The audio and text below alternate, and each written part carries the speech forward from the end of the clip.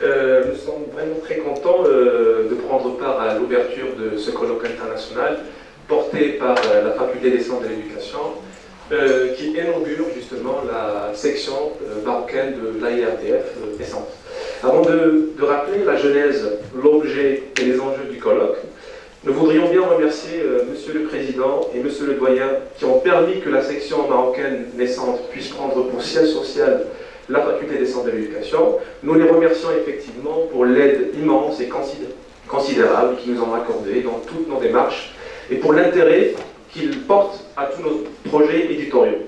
Alors ce colloque déjà, mais aussi la revue didactique et discipline, dédiée, comme vous le savez, à la promotion et à la diffusion de l'actualité des recherches en didactique des disciplines, qui est désormais hébergée par le CNRST, le Conseil national pour la recherche scientifique et technique, et un ouvrage collectif en préparation qui porte sur les liens fondamentaux entre résultats de recherche en didactique du français et contenu de formation des enseignants de français.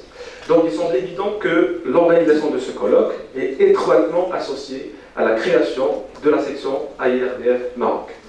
Au départ de cette aventure, Christophe Renvaux, cher Christophe, président de l'association, et Jean-Pierre Soto, trésorier de la section française, furent nos premiers interlocuteurs.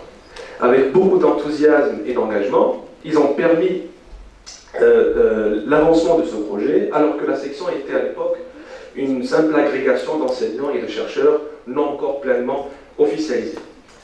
Bertrand Donnet, qui est parmi nous aussi, a été la cheville ouvrière de l'élargissement de l'association vers de nouvelles sections nationales. Nous soutenait également, en toute discrétion, au même titre que tous les conférenciers invités que nous saluons chaleureusement. Alors, sans toutes ces rencontres, nourries de discussions riches et conviviales, rien n'aurait été possible. Même l'appel à communication auquel vous avez répondu fut véritablement un moment d'écriture à plusieurs mains. Donc, nous le reconnaissons très volontiers, et que tous les membres du comité scientifique de la section AIRDF Maroc et du comité d'organisation soient vivement remerciés pour leur rôle significatif et si important qu'ils ont joué pour la tenue de ce colloque. Alors, des questions légitimes pour commencer. Pourquoi ce colloque international?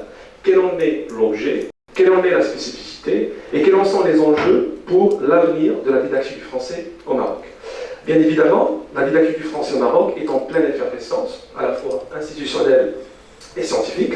Pour s'en rendre compte, il suffit d'observer la profusion d'expressions comme didactique des langues d'écriture, didactique du FLE, du FLE, didactique du français tout court, par exemple dans des intitulés de filières universitaires, de diplômes et de postes dans l'enseignement supérieur, dans les concours de recrutement et dans les dispositifs de formation des enseignants, ou encore dans des titres de thèse de doctorat, de numéros de revues et d'événements scientifiques. Cette richesse apparente ne manque pas d'interroger l'unité de la didactique du français. C'est pour cela précisément que ce premier colloque reprend fondamentalement des discussions épistémologiques de longue date, tout comme les colloques trisannuels de l'AIRDF. Qu'est-ce que la didactique du français? Comment la définir? Quels en sont les concepts et les théories de référence? Quel rapport entretient-elle avec des disciplines contributives? Par quelle recherche contemporaine peut-elle légitimement se redéfinir, se renégocier et se redéployer? Quelles en sont les formes de diffusion? Quel est leur impact pour la formation initiale et continue des enseignants et pour les pratiques pédagogiques existantes? Pour ce colloque de Rabat, c'est la problématique des transversalités et des spécificités de la discipline française qui est mise sous les feux de la rampe, loin de toutes les polémiques épineuses autour du statut de la langue à l'école ou dans le système éducatif dans son ensemble.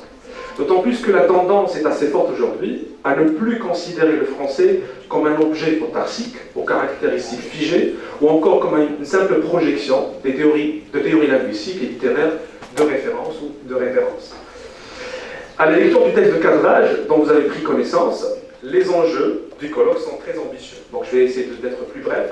Alors il s'agit d'identifier, d'historiciser et de décrire la discipline française dans sa dimension prescrite, comme résultat de processus de transposition ou de scolarisation, sous l'influence d'attentes sociales constamment redéfinies, de changements affectant le système éducatif, les modèles d'enseignement-apprentissage dominants et les disciplines scientifiques de référence. Il s'agit également de comprendre et d'analyser précisément ce qui s'enseigne et s'apprend dans le cadre de la décennie française, en portant la focale sur les reconfigurations, les transformations, les renégociations dont font l'objet les contenus d'enseignement et d'apprentissage du français dans les situations d'interaction en classe. Il s'agit enfin de construire plus largement un cadre de réflexion cohérent et rassembleur, et c'est ça la fracture scientifique du projet de la section marocaine, c'est de rassembler, de fédérer des chercheurs, des enseignants autour des mêmes préoccupations de recherche et justement essayer de pourfendre ce que Yves Chevalard a décrit de manière caricaturale comme étant ce qu'on appelle les communautarismes didacticiens, c'est-à-dire les tensions séparatistes qui sont à l'origine justement de ces premières nomenclatures construites autour du français, FLM, FLE, FLS, etc. Donc sans plus tarder, tout l'objet du colloque est donc de mettre en discussion tous ces présupposés théoriques par lesquels la didactique du français existe, se pense et évolue comme champ de formation et de recherche. Il s'agit aussi de faire un point d'étape sur les liens d'interaction, d'imbrication ou de recouvrement qu'elle entretient avec les espaces déjà constitués, avant et autour d'elle, la discipline française, les disciplines scientifiques de référence et la formation des enseignants de français. Alors il ne reste ainsi qu'à vous souhaiter un excellent colloque.